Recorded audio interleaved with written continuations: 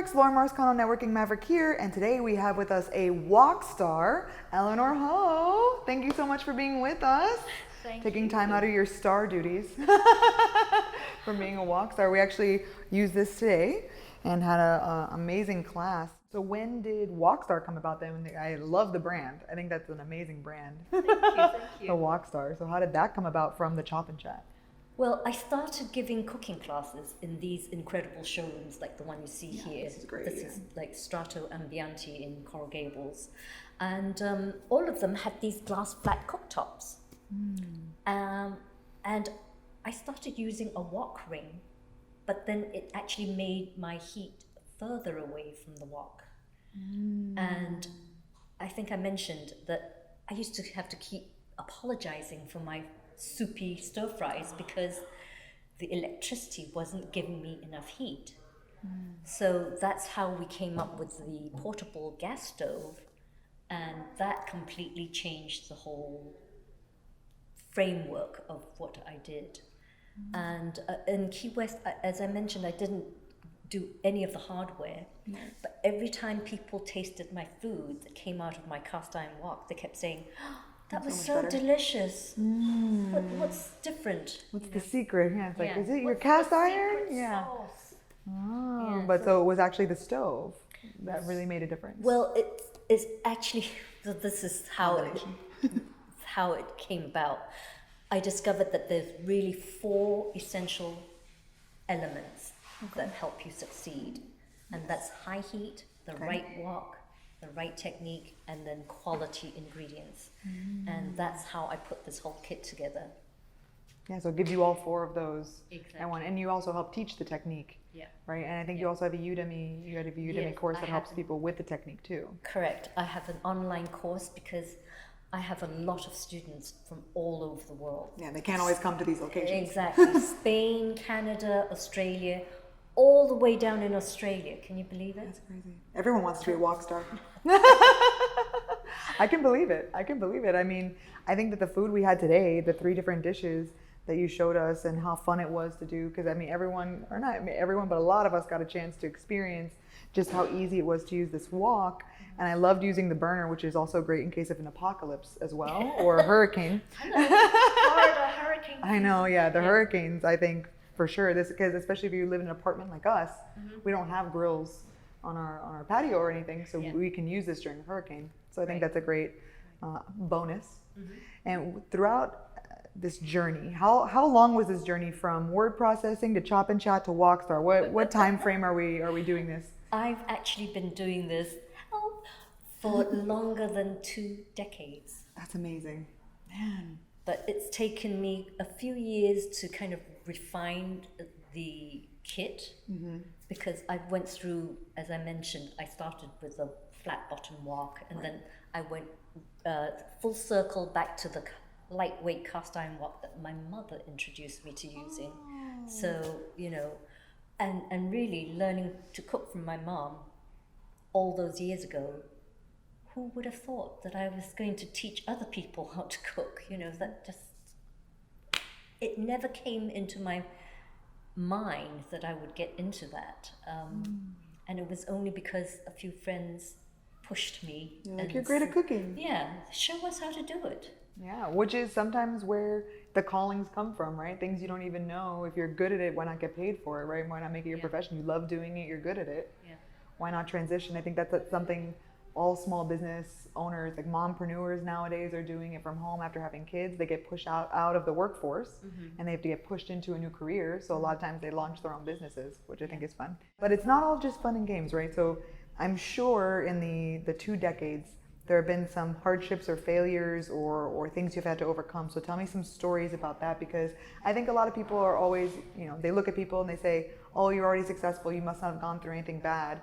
But they don't realize, in that 20 years, there was probably, you already pivoted from Chop and Chat.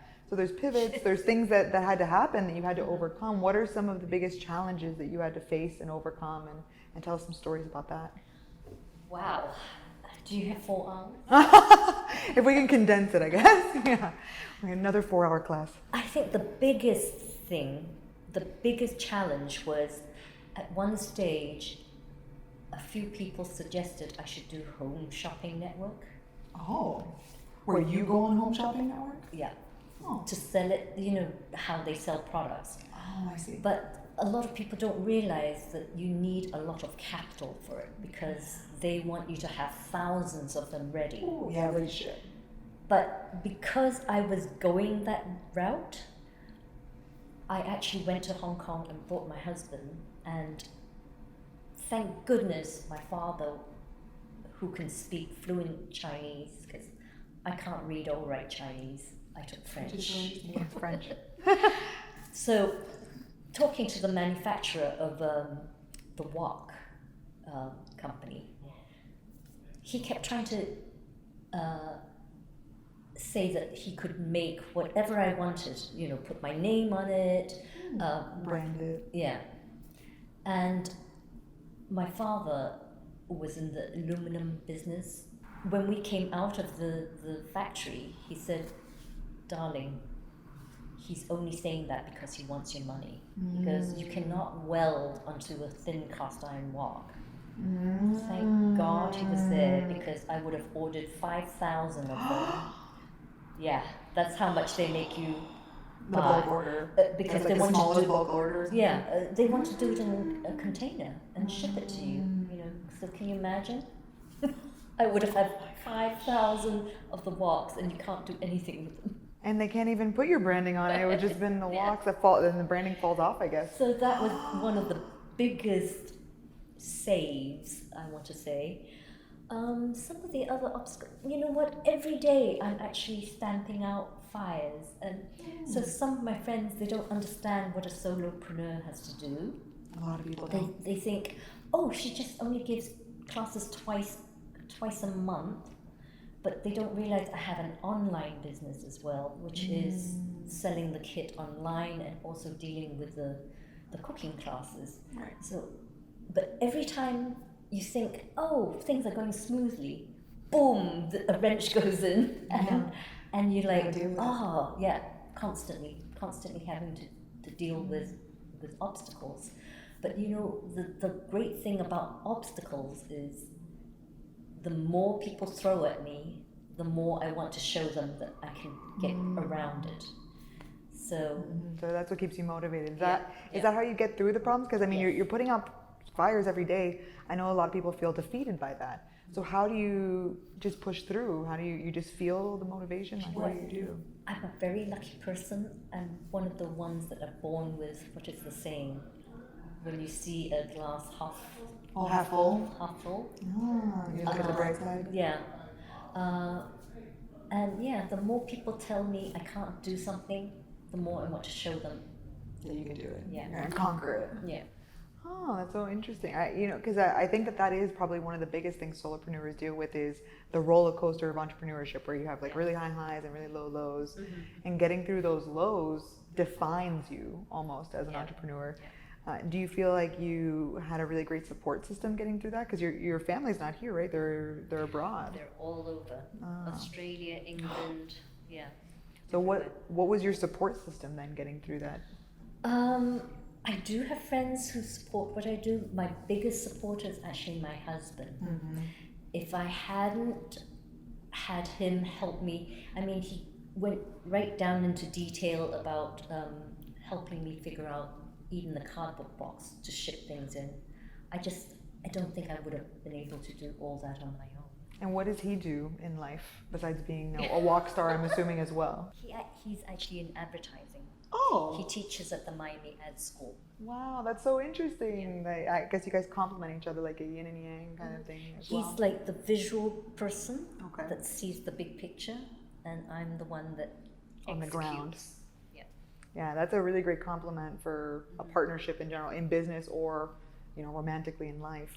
Are there any other, tips for people? Because the reason I started interviewing people like you and other business owners and solopreneurs was to provide e-mentorship for, women or anyone really looking to start a business.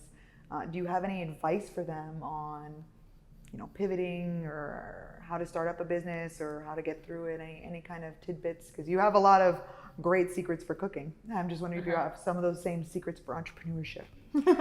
I want to say that I know people always say to just keep going. Sometimes you do have to figure out and realize that if it's not working out and it's really not working out,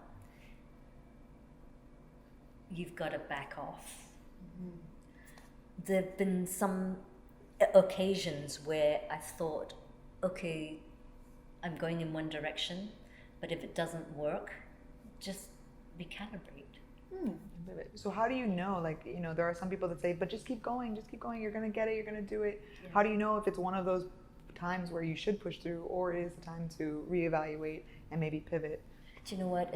That's a really tough question.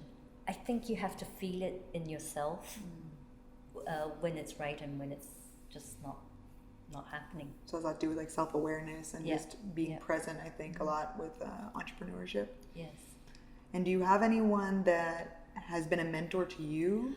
I wish. I was just telling my sister the other day, because she's an artist in Asheville and she has had some great mentors. Yeah. And I have not been able to find a mentor here in Miami that really understands that it's a product-based person. They're more like experienced people or something, experience, or just classes? They don't have the combination of... Yes, exactly. So it's really hard to explain to somebody who hasn't been through it. And sometimes I've had some advice that I know in my gut I don't agree with. So, you have to tap into your own gut to know that's not for me. Like, is it right for you and what you're doing? Exactly.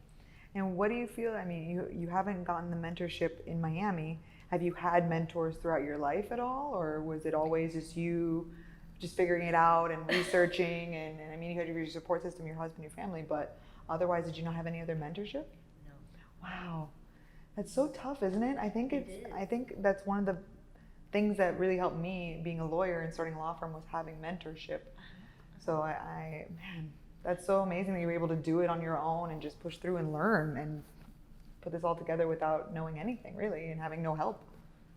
That's amazing. I wouldn't say no help, because my husband really researched it, but he wasn't a product-based person either. He was probably researching too. Yeah. But I mean, you didn't have the benefit of someone that's been there, done that exactly. can guide you through the process. Yeah. Wow, I think that takes a lot of guts then. That takes a lot of guts. And I hope that other people feel, that they can do it now too. You don't need the mentorship. It's nice to have it, but if you really are passionate about it, you can still do and be a Wok Star. Yeah. Right? Exactly. I think that's great. Do you have any networking events that you love going to? I know you're targeting attorneys, but I'm assuming you have certain events you like going to that aren't just for attorney events.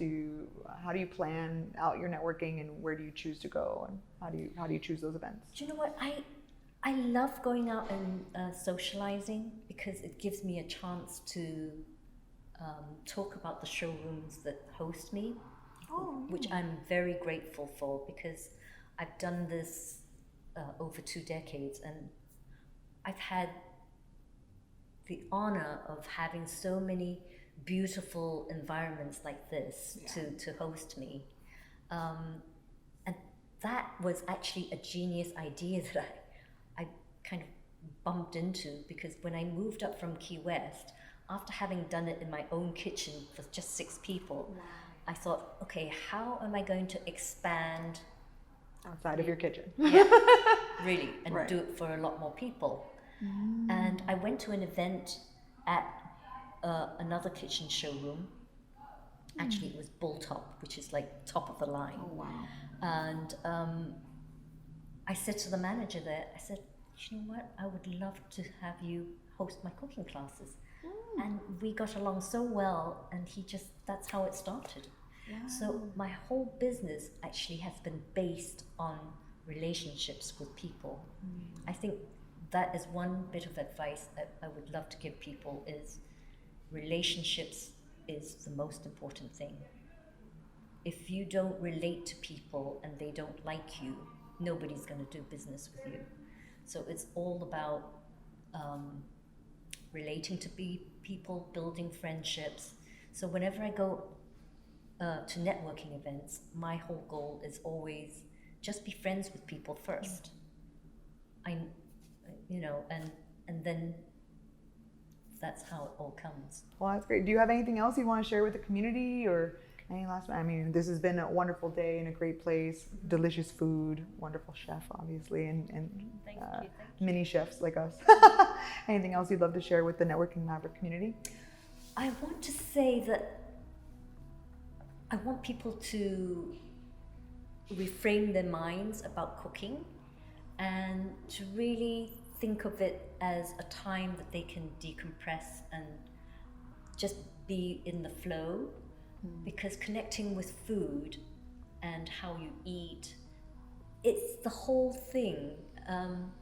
I really enjoy going to my fridge and figuring out the challenge of what am I going to cook tonight, and I love shopping, so I don't understand why people hire to go to the grocery store? Instacart. Oh yeah, like they have Instacart, Yeah. Amazon has Like, Fresh. The whole point of cooking is shopping and picking your ingredients. So View it more as the experience. yeah, going shopping, figuring out, what could go with that, and just think of cooking as a creative process instead of a chore. Well, that's it. That's how you're going to be a wok star, yeah? Don't be a chore. Have fun with it. Exactly. Think of yourself as a wok star, and then you're going to have a little bit more fun, especially with your tips. Yeah. Well, thank you so much for having us today, for sharing your food and your wisdom with the community. I had so much fun talking with you. Thank you so much. Thank you, Lauren. Oh, thank you. And thank you guys for watching. I hope you learned a little something, and have a great day. Networking. Cook like a wok star. Woo! Networking Maverick out. Happy connecting.